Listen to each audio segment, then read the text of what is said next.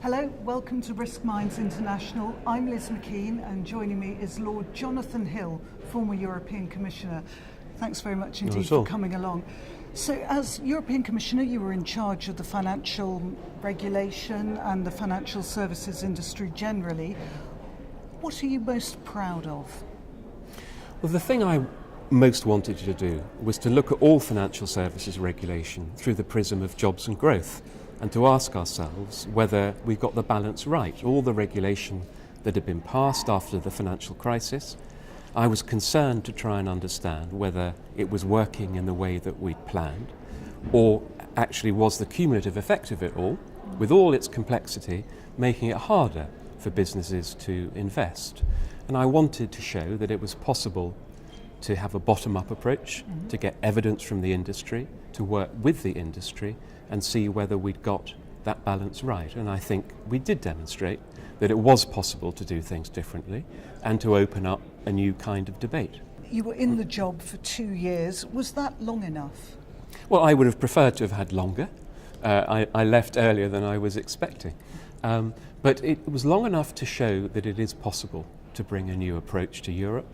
It is possible to try and have a more pragmatic approach to legislation. I wanted to legislate less and try and legislate better, and I think we did demonstrate that it was possible to do that. I would have liked to have had longer to continue, and I would have liked to have seen my colleagues in other areas also taking a similar approach. And of course the reason you didn't have longer in the job was because of the UK referendum result. What impact is Brexit going to have on European markets? Well, I think clearly having Europe's biggest financial centre outside the EU is going to have an impact. I think the question as to precisely how that will develop will depend on the nature of the deal that we manage to strike with the EU as we leave.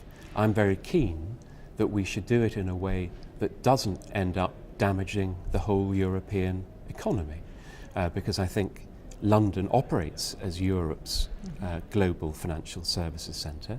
If we get this right, it can carry on doing that job, raising money for European corporates so that they can grow and invest. If we get it wrong, I think that business won't go to Europe. It's more likely to go to the United States or to Asia. And I don't think that helps Europe, and I don't think that helps Britain. But can London keep that status in a United Kingdom outside Europe? Won't those jobs and services transfer to the mainland?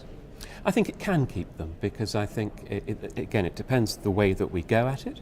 But I think if you take the view that what you want is the most effective financial centre that you can have for Europe, well, we've got one at the moment, and it's in London.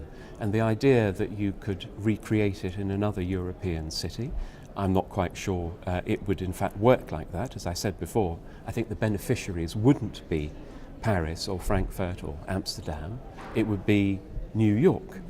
And I don't think that makes a huge amount of sense for the whole of Europe. And of course, in any discussion on Brexit, there are lots of ifs and what ifs and maybes. To what extent is the uncertainty causing damage, do you think? Well, I think uncertainty is always to be avoided if you can, and that's why I've been arguing from the very beginning, straight after the vote, that first we have to accept the result. A Remainer like me, that result has happened. We now have to make it work as well as we can. But secondly, we've got to do it quickly, because I think business does not like uncertainty, and that if we can't get on with it, business will actually have to make its own decisions and dispositions, regardless of what the politicians do. So I think we've got to do it, we've got to crack on with it. And for the credit risk officers that are here at the conference, what do you think should be their top priorities for next year? I think the thing that has changed in recent months, which I wouldn't have predicted, is just been the growth of political risk as a factor. And I think when you look at what's happened in the United States, what's happened in Britain, what's just happened yesterday in Italy, I think you have to accept that political risk has increased significantly. If you look at the situation in Russia, the situation in Turkey, I think it's hard not to conclude that risk is greatly enhanced, and that brings with it risk for the global economy and for the European economy in particular. I think in addition to that, it's the old perennials. I mean, the lack of growth itself, I think, is a big source of financial risk. And then the issue we were all talking about a year ago, China, actually the fundamentals of that are still the same as they were then. You talk about the big political changes, and we've seen, for instance, after the American election, it seems that the markets weren't as turbulent as people had expected. Do you think that the markets are actually managing the risk?